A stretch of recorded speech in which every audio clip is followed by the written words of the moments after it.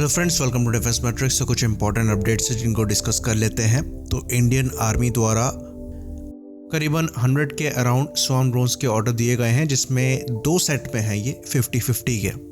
तो इनकी जो स्ट्राइक रेंज है वो अराउंड 25 किलोमीटर तक की है। और ये जो ऑर्डर है वो इंडियन फर्म को ही दिया गया है, जो कि बेंगलोर में बेस्ड है।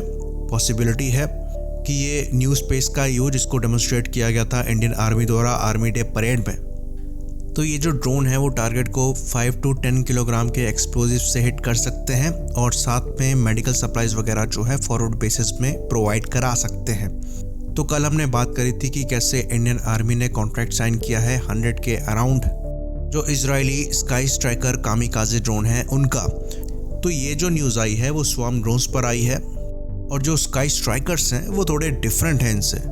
तो यहाँ पर थोड़ी कन्फ्यूजन है कि क्या ये उसी के बारे में बात कर रहे हैं या फिर ये कम्प्लीटली डिफरेंट न्यूज़ है न्यू स्पेस के ड्रोन्स के बारे में जिनको डेमोन्स्ट्रेट किया गया था इंडियन आर्मी डे परेड में। कन्फ्यूजन यहाँ पर और तब बढ़ जाती है क्योंकि जो नंबर्स लिए जा रहे हैं वो सिमिलर हैं जो कि स्काई स्ट्राइकर्स की डील में कोट किए गए थे। बाकी जो एक्सप्लोजिव वगैरह की मात्रा है वो भी ऑलमोस्ट सिमिलर लग रही है। रेंज डेफिनेटली थोड़ी कम है, यहाँ पर 25 किलोमीटर के आसपास बताई जा रही है। तो इस पर और क्लैरिटी की ज़रूरत है।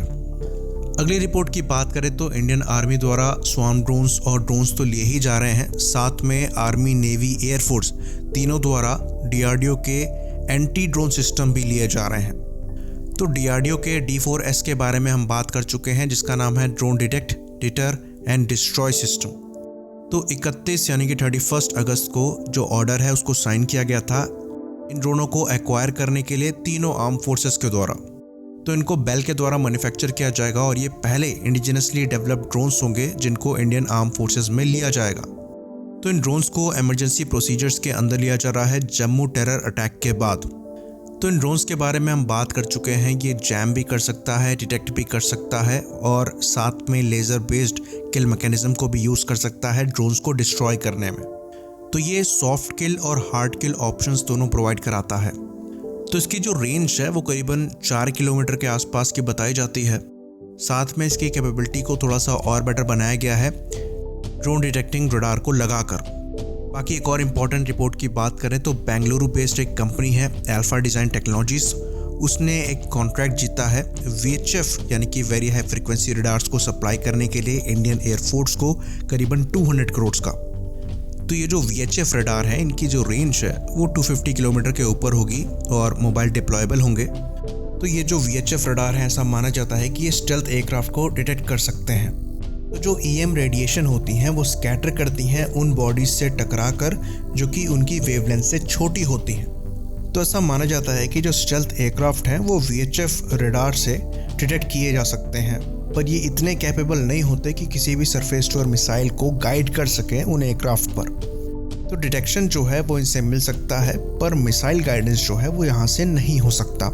इसके बारे में हम और भी ज़्यादा डिटेल में डिस्कस करेंगे, पर वो एक सेपरेट वीडियो में होगा। बाकी जो अगला अपडेट है वो ये है कि हंसा जो कि न्यू जनरेशन एयरक्राफ्ट है जिसको CSIR और NAL ने मिलकर बनाया है, उसने अपनी मेडन फ्लाइट को सक्सेसफुली कंडक्ट किया है फ्राइडे को यानी कि कल। तो इस फर्स्ट फ्लाइट में जो एयरक्राफ्ट है उसने 4000 फीट की ऊंचाई को छुआ और करीबन 20 मिनट्स तक ये जो फर्स्ट फ्लाइट है वो लास्ट करी, जिसमें मैक्सिमम स्पीड जो है वो 80 नॉट्स की अचीव करी गई।